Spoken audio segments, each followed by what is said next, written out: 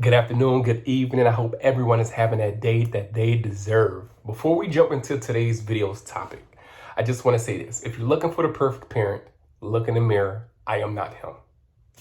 With that being said, today's topic is boundaries. Setting boundaries when it comes to your children, right? We've all had experiences where we've asked our children to do whatever it is that we ask them to do, and they give us a hard time, whether they're talking back, giving us attitude, throwing a temper tantrum, say they're going to do it and never do it. It's very, very, very frustrating as a parent.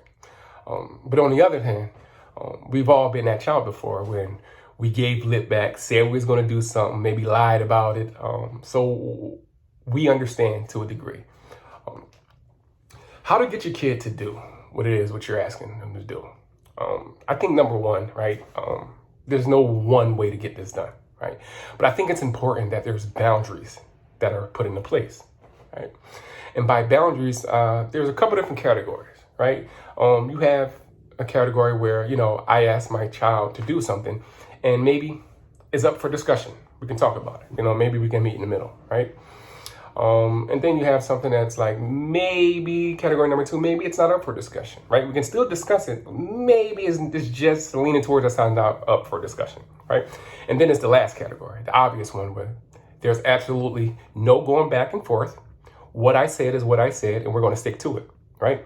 So creating those clear boundaries. And I think it's important that our children knows where that boundary is whenever it is we're asking them to do whatever it is that we're asking them to do, right? It's clear boundaries is number one. You have to set boundaries. Number two, your words have to carry value, right? If you are a parent that say you're going to do something and you do not do it, or you have a history of saying you're going to do something and you do not do it, you are shaky, right? You are shaky. So there's a chance that your child may feel like, okay, I do not have to clean my room.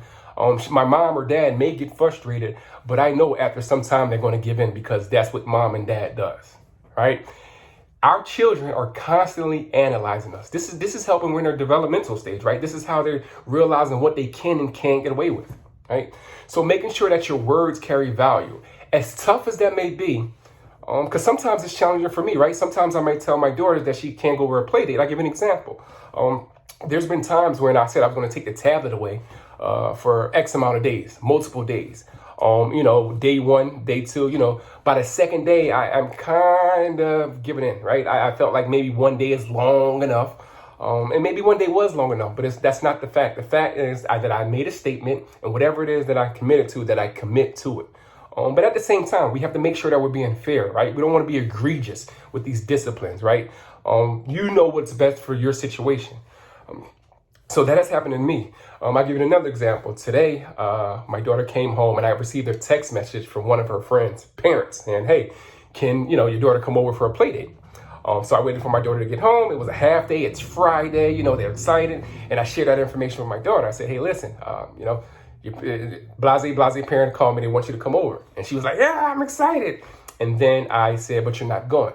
And she said, why? I said, because of your room. And I asked her, what did we discuss about your room? And she went on to reiterate what we discussed about her room. And I said, what had to be done? And she told me what had to be done. And I asked her, was it done? And she said, no. Right. So this is a conversation that me and her have been having about her room, specifically about her room. So she was well aware, right? She was well aware of the boundaries that we had in place. It was her decision. She chose not to do whatever to her room. She chose not to clean it. And as a result, there was a consequence, right? So she cleaned up her room and then she came to me a little bit later like, hey, my room is clean. Can I go? And as much as I wanted to say, yes, it's Friday, I've been in the house. It was a half day. I wanted to let her go for my sanity. I wanted to let her go so she can enjoy it. I had to stick to what I said, right? So that's very important. Creating boundaries and sticking to what you said because our words carry value, okay? Again, this is the YouTube channel, Dads We Are.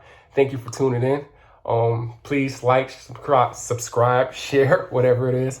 And looking forward to conversing with you or commenting or replying to your comments in the next video. Have a blessed one.